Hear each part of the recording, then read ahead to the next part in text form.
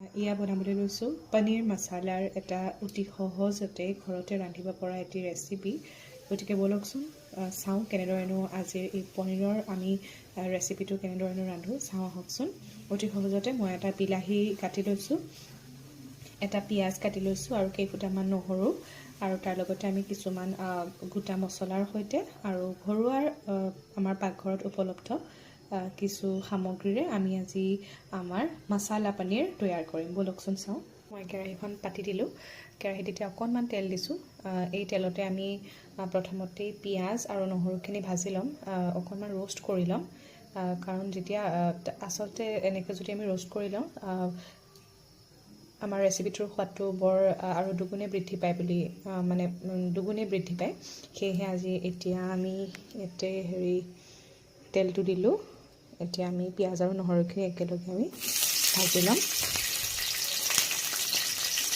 আমি এইখিনি পেষ্ট বনাম অলপ পিছত, ঠাণ্ডা কৰাৰ পাছতে আমি পেষ্ট বনাই ল'ম। যিহেতুকে পানীখিনি আমাৰ ফ্ৰ'জেন হয়, সেইকাৰণে আমি নৰ্মেল পানীত অলপ সময় বনোৱাৰ আগতেই আমি এইখিনি বাকি পেলাই আমি অকণমান নৰ্মেল পানীত তিয়াই থৈ দিম, নাইবা আপোনালোকে গৰম পানীতো তিয়াই থৈ দিব পাৰে। কিছু সময় তেতিয়া অলপমান চফ্ট হ'ব। এয়া যিহেতু আমাৰ নহৰু আৰু পিঁয়াজখিনি অকণমান ৰঙচুৱা হোৱালৈকে ভাজি ল'ম, ভালকৈ ইয়াৰ ৰঙচুৱা হ'বলৈ দিম। ৰঙচুৱা হোৱালৈকে ভাজি লৈ তাৰপাছত আমি অকণমান এয়া ৰঙা হৈ আহিছেই, ৰঙা হোৱাৰ লগে লগে আমি এইখিনি নমাই ঠাণ্ডা কৰি তাৰপাছত আমি পিচি ল'ম। আৰু ইয়াৰ পিছত আমি বিলাহীখিনিও অকণমান ভাজি ল'ম, নাইবা কেঁচাকৈ আপুনি দিব পাৰে, পিছত ভাজি ল'ব পাৰে, কিন্তু মই আজি ভাজি লওঁ বুলি ভাবিছোঁ। এনেদৰে এইখিনি কৰি লৈ বিলাহীখিনি ভাজিম। এতিয়া মই অকণমান বিলাহীখিনি ভাজি ল'ম, অকণমান সিজি যোৱাৰ দৰে কৰি ল'ম, অকণমান ভাজি ল'ম।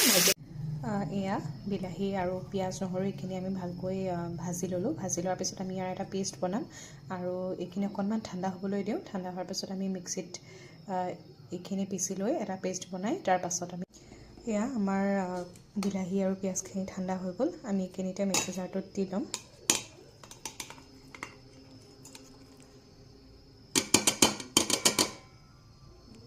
দি দিলোঁ। আমি একেলগে এইখিনি এতিয়া পিচি ল'ম। ইয়াতে কেইটামান আমি ধনিয়াও দি দিব পাৰোঁ, ধনিয়া গোটা ধনিয়া আমি দি দিম। কেইটামান গোটা ধনিয়াও দি দিলোঁ। এয়া আমাৰ বিলাহী, নহৰু আৰু পিঁয়াজ ভাজি পেলাই আমি পেষ্ট এটা বনাই ল'লোঁ। তেজপাত দিলোঁ, অকণমান দুটা ইলাইচি দি দিছোঁ, আৰু তেনে অকণমান দালচেনিও দি দিছোঁ। বেছি দিয়া নাই, কাৰণ মই অকণমান পেষ্ট কৰোঁতেও তাতো অকণমান দিছিলোঁ। এতিয়া আমি পেষ্টখিনি ইয়াত ঢালি দিম। এতিয়া এয়া যিখিনি পেষ্ট আমি বনাই লৈছিলোঁ, সেই পেষ্টখিনি অকণমান ঢালি দিলোঁ। এতিয়া ইয়াতে নিমখ দিম, হালধি দিম। ঠিক তেনেদৰে আমি অকণমান ভাজি থাকিম। ভাজি অকণমান জলকীয়া গুড়ি দিলোঁ। এতিয়া দিছোঁ ঘৰতে বনাই থোৱা অকণমান জিৰাৰ গুড়ি দি দিছোঁ। এতিয়া আমি ইয়াতে নিমখ অকণমান দিম। ইয়াত আমি নিমখ দিলোঁ আৰু হালধি দিলোঁ। এইখিনি অকণমান আমি ভালদৰে ভাজি ল'ম। দেখিছে ৰংটো সলনি হ'বলৈ লৈছে। এনেদৰে ৰংটো সলনি হোৱালৈকে আমি ভালকৈ ভাজি এটা ধুনীয়া এটা গোন্ধ আহিব। তেনেদৰে আমি মছলাখিনি ভাজি ল'ম। ভাজি লৈ পেলাই তাৰপিছত আমি অকণমান পানী এড কৰিম।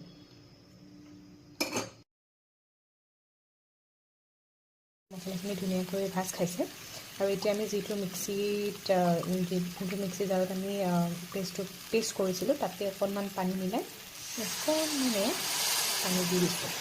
এতিয়া আমি আকৌ অলপ ভাজিম। আচলতে যিমান ভজা যায় সিমান সোৱাদটো বেছি হয়। আমি এটা ইয়াতে কেঁচা জলকীয়া এড কৰি দিছোঁ। এতিয়া ভালকৈ গ্ৰেভিখিনি আমি আচলতে ৰুটিৰ সৈতে খাম। ৰুটিৰ সৈতেও খাব পাৰে, নাইবা আপোনালোকে পোলাওৰ সৈতেও খাব পাৰে, ভাল লাগে। আমি আচলতে ৰুটিৰ সৈতে খাই ভাল পাওঁ, সেইকাৰণে ৰুটিৰ সৈতে খাম, পৰঠাৰ সৈতে। এয়া ধুনীয়াকৈ গ্ৰেভিখিনি বনি গৈছে আমাৰ পানী অকণমান এড কৰিছোঁ। আমি এইখিনি আৰু শুকাবলৈ দিম, কাৰণ এতিয়া আমি পনীৰখিনি ইয়াতে দি দিম। পনীৰখিনি দি দিলে পনীৰখিনিতো আমি অকণমান সময় দিম, নাইবা পনীৰখিনি ভালকৈ মছলাটো যাতে সোমাই যাওক, খাবলৈ ভাল লাগে।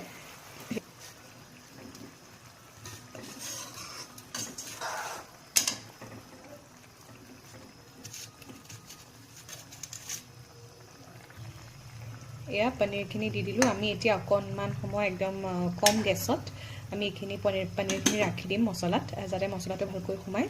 আৰু আমি এই গ্ৰেভিটো আমাক বৰ বেছি নালাগে, কাৰণ আমি ৰুটিৰ সৈতে খাম।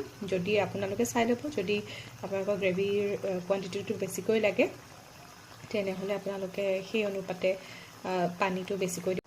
এয়া আমাৰ পনীৰৰ গ্ৰেভিখিনি হৈ আছে, আৰু অকণমান সময়ৰ পিছত আমি গেছটো অকণমান গৰম মছলা দিম আৰু গেছটো আমি বন্ধ কৰি দিম। সুন্দৰকৈ শুকাই গৈছে, গ্ৰেভিখিনি সুন্দৰকৈ শুকাই গৈছে। আমি এতিয়া একেবাৰে শেষত গেছটো অফ কৰিম। তাৰ আগে আমি অকণমান শ্বাহী গৰম মছলা দি দিছোঁ। সেইখিনি অকণমান মিক্স কৰি দিম। এতিয়া এইখিনি আমাৰ একেবাৰে পনীৰ মছলা অতি সহজতে একদম কম সামগ্ৰীৰে সৈতে আমাৰ পনীৰ মছলা ৰেডি হৈ গৈছে। আৰু এয়া আমাৰ মছলা পনীৰ অতি সহজতে আমি ৰান্ধি আমাৰ হৈ গ'ল, আৰু আমি লুচিৰ সৈতে জুতি ল'লোঁ। আপোনালোকেও ঘৰত এবাৰ ৰান্ধি চাবচোন, কেনেকুৱানো পায় আমাক জনাবলৈ নাপাহৰিব। আৰু যদি ভাল পায় ৰেচিপিটো বনাই, আমাক এটা লাইক কৰি দিব, আৰু কেনে পালে আমাক জনাবলৈ নাপাহৰিব, কমেণ্টত লিখিব, আৰু আমাৰ চেনেলটো ছাবস্ক্ৰাইব কৰি দিব। ধন্যবাদ।